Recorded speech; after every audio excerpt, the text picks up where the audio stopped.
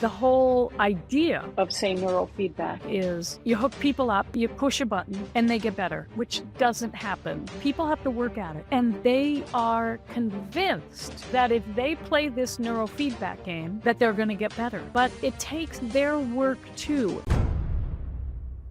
What keeps us as a society or the scientific community to actually really embrace or look into this and explore this further?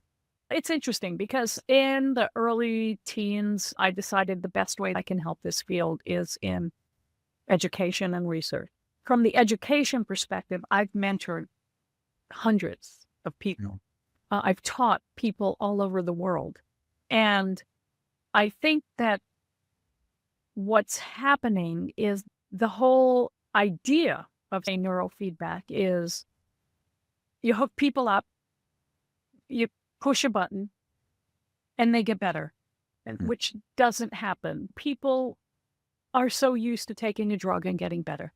So they have to work at it. People have to work at it. And they are convinced that if they play this neurofeedback game, that they're going to get better. But it takes their work too, and it takes the work of the clinician because it is psychophysiology. It's not just physiology. So unless you are skilled to bring those pieces together to nudge out the psychological part with your clients, you're not going to be successful. And lately, there's all these devices now where people can just take them home, and in 2 months, they'll report back and pay more for the rental, and they're not really getting any clinical oversight.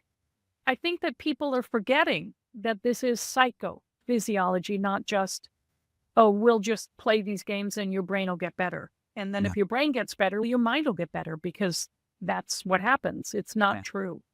When you say the psycho component is maybe forgotten or missing about, are you saying that bringing the conscious awareness or effort into that, not just being a passive receiver of whatever's happening? Yeah. And it's not just the conscious, it's the felt sense. It's the feeling. It's the experience.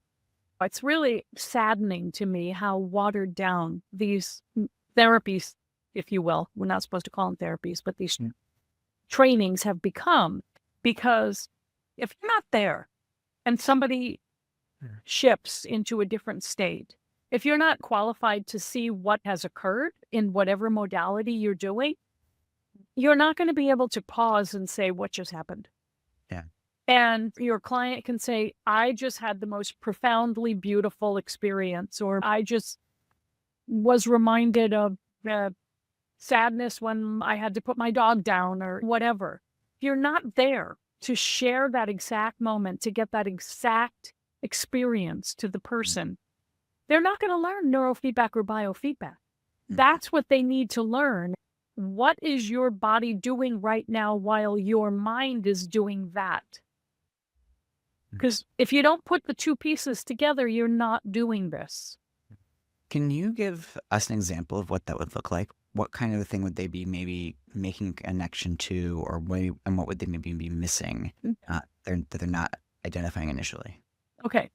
So we'll say neurofeedback. So you're doing neurofeedback and you're training alpha up. Are you doing alpha training up because you've done a brain map? Just to pause you real quick, again, just for, I know you and I can converse on this level. I'm always thinking about the listener who has no idea what alpha is. So just for context for the listener, alpha is a brainwave frequency that exists within it's 10 to 13 hertz or 7 to 14 or 12. It's actually 8 to 12. Okay, I'll dumb it. Cool. But can you just ask the question again? Sure. The question was basically, you had mentioned specifically that when somebody is doing neurofeedback or applied physiology, there can be this, they're having a reading and they're having a feeling in their body and they're having these thoughts. Part of the goal is for them to become aware of what's happening in their mind while those feelings are happening. The role of the clinician is to help them identify that beyond just what the technology is saying, because the technology is making a really good guess, but it's still a guess. And so my question to you was, what are some of those things that people are not initially noticing about their feelings and their mind? What are some of the common things that maybe they would discover or realize? What are some of the misconceptions they maybe had originally?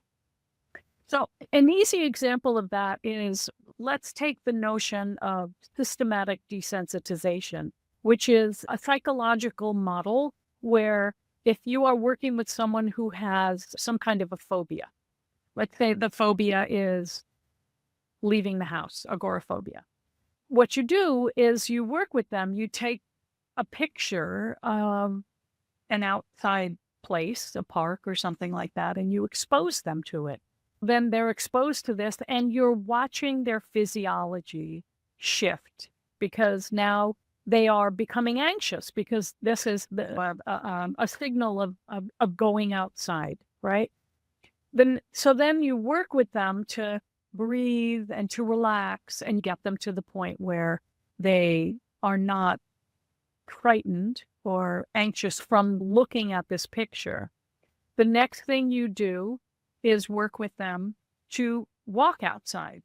If you have the luxury of being with them at their home or outside of your office, and you work with them to reduce their physiological vigilance while they are experiencing walking out the door. That's basically systematic desensitization. Without the added feature, if you will, of seeing what's going on in your body, it's very effective. Lots of research shows that systematic desensitization is very effective, but it's a lot more effective when one recognizes sooner than later what's going on in their body. You can have the conversation of, okay, now we're going to go outside. Their physiology is just going to go off the charts. Their skin conductance, which measures sweat, will go up. Their temperature will go down because their muscles will tense up. Their heart rate will speed, and so on.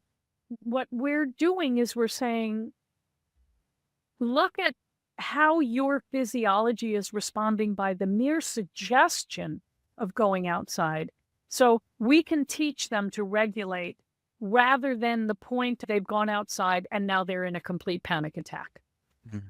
That's the beauty of being hooked up and being amplified, is that you can show what your body is doing just by my suggesting you do whatever that thing is, putting a spider on your lap, whatever. So if I understand this correctly, somebody has this agoraphobic fear of going outside, so you slowly build them up. But with the technology, you can see, or you have a mirror. I think of neurofeedback or biofeedback technology as a really fancy mirror, right? It lets you know what's going on.